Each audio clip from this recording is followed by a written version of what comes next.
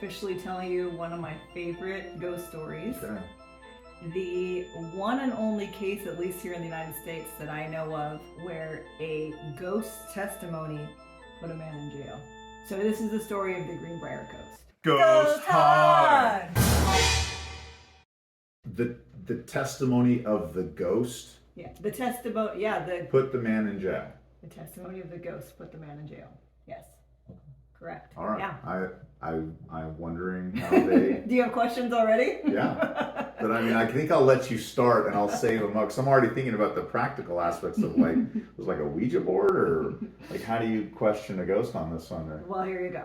So it was a cold February night in 1897. So really not that long ago. I mean, in the grand scheme of things, you know, when you're talking about ghosts and trials, you think it's going to be longer Yeah, I like think, in than 1897. 1400s or something. Yeah, so it wasn't that long ago. Okay. This was in Lewisburg, West Virginia. Okay.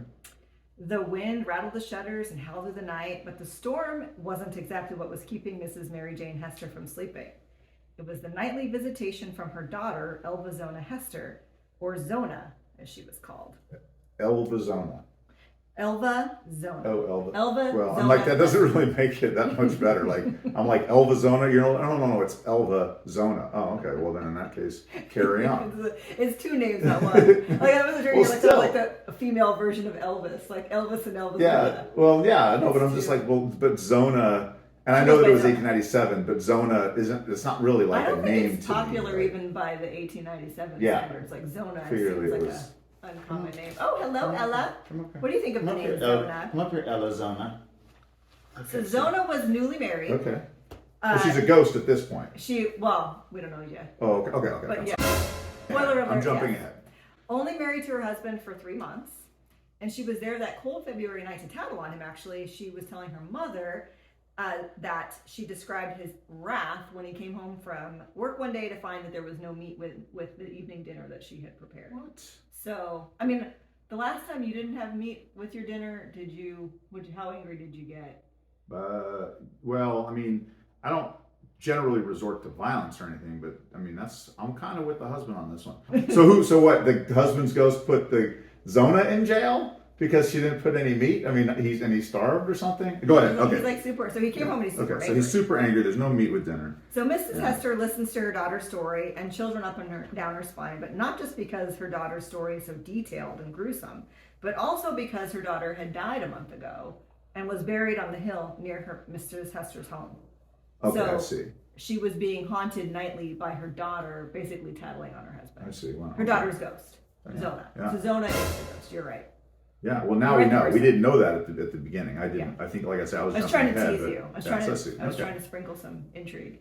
The doctor, when she died, the doctor had said that she had everlasting faint, which was basically like they thought it was like a heart attack, and then maybe she like fell down the stairs because she did have a broken neck. Mm-hmm. But Zona's ghost is telling a very different story. She's basically saying that she'd been murdered, and she described that her husband Edward had choked her and then broken her neck and left her lying in a heap unnaturally at the bottom of the stairs. Some of those things where even like for 1897, you're kind of like, really everlasting faint? Yeah. Like what is, what do you, We got an nothing imbalance of the phlegm and bile or what? Well, yeah, and with her neck being broken, Yeah, it's like... that's not everlasting you faint. But when your did head's facing backwards, that's a bad I'm case of not everlasting faint if you not ask sure me. what curled this though. She must have had a heart attack. Yeah, that's right. Not sure why her face is looking backwards, but clearly it's a heart attack. I feel like Yeah. the CSI investigations have gotten a little better now too. Yeah. Well, and that's true. Yeah, they Yeah. probably had some advanced. I mean, at the time, not, but nowadays they probably could have used DNA technology to prove that something. You know, whatever. Like, neck broken technology. yeah, advanced neck broken technology that's taking the country by storm. After a restless night, Mrs. Hester felt she couldn't keep the ghostly experience to herself, so she marched straight to the prosecutor and told him everything that the ghost had told her. And you might be surprised to know that the prosecutor actually took her seriously. So this is the second twist in the story is that not only did she claim that her daughter's ghost was visiting her, which might I add that I do believe, then she goes to the prosecutor and the prosecutor's like, yeah, I'll take that testimony. Oh, sure. That'll work for court. Yeah, so we've had worse testimony than that. So John Preston, the prosecutor, reopened the case. He took a deeper look into Edward Shue's background and ordered the body exhumed and began questioning the official events as originally told by Edward Shue, the husband. The ghost of Zona Shue got in her own case re-examined. So by haunting her mom, she was able to reopen the case that there was no foul play because she had died of everlasting faint. And she's like, no, homeboy broke my neck. Please re-examine the facts. How much do you really want meat for dinner? You're like 3 months in, you're like, no, I'd rather she be dead. Now, are we going to find, okay, I'll let you go. I was going to say, are we going to find out that like his last 9 wives all died 3 months in too or something? Like, is that? Okay. I think there is a pattern. Okay. When Dr. George Knapp showed up, he could scarcely get near Zona because Edward was draped across her, bawling hysterically. So he just contaminating the crime scene. Yeah, exactly. Yes, and he just kept like howling and like covering her body with his own body. And so after a cursory glance, the Dr. George Knapp guy was like, well, everlasting faint. Just kind of like. Just sort of went with that and like didn't really push too hard to get the sad grieving husband off the suspicious death. So again, like I think times were just a little different. I was like, oh well, this guy's sad. We'll let him have his moment. Once the body was exhumed and the favorite scarf was removed from the neck, it was easy to see that Mrs. Hester's story, however she'd gotten it, was true. Zona had died from a broken neck, and there were still imprints on her neck. So you were right. See? Imprints on her neck from where 2 hands had squeezed. Her windpipe was smashed. Dr. Knapp admitted he'd never checked her neck at the time of the death because Edward had been, doing this big show. A look into Edward Shue's background also raised some suspicion. So here you go. This is what you were asking about. So his real name was Erasmus Tribling Trout Shue, which is a lot of names. He's guilty as far as I'm concerned, just for that. Just from the name there. He'd been married 2 times before. Probation, at least. He did have 2 marriages before him. One woman had divorced him, claiming he was violent. And another had died under equally as suspicious circumstances, where a basket of bricks had fallen on her head when they were fixing the roof. Accidentally. I'm sorry. It's really not that funny. It isn't funny. But at the same time, it's kind of funny. But it's just like this guy's not even trying at this point. Oh, a basket of bricks just happened. Accidentally tumbled off the roof right where my wife was standing. I just happened to be carrying the old basket of bricks. The witness is seeing him going like this. You're right. Hey, honey, stand on the X. Yeah, right.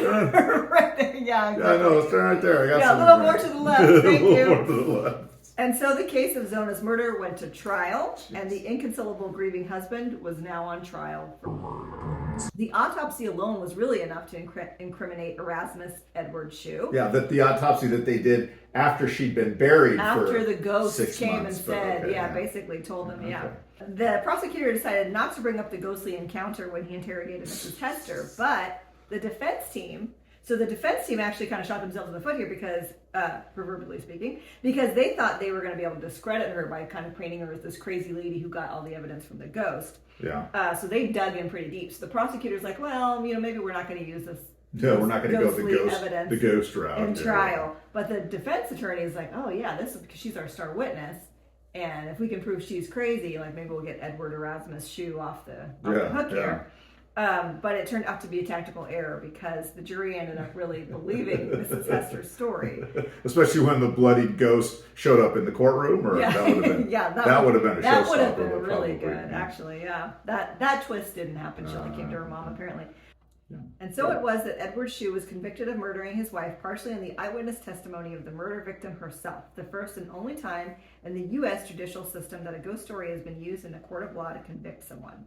I would like to say that from the transcript of the trial, that like they have the defense attorney going like, I'd really like you to say that this was just a dream. She's like, I'm not going to. And he's like, oh, okay. Well, it's like, come on, can't you like come up with something, some way to, you're just like, oh, are you sure? I mean, are you really sure? I mean, come on, like these lawyers these days, do something, come on, attack her credibility or something, you know what I mean? Come on. I think they were thinking that if she doubled down, she would look more like a crazy lady. Oh, so they were trying to get her to be like, oh, I saw a ghost. And the jury's like, came and visited me. Oh, yeah, sure. Like, I was halfway to a bottle of Jack Daniels and heard a ghost, I tell you. But I don't know, 1897, that's the height of the spiritualist movement when everybody was like going to seances and stuff. I think that's why it backfired. Like Ouija boards and everything like exactly. that. The jury's like, yeah, I'm going to the seance tonight. I'll ask Zona myself. Let me see what comes up.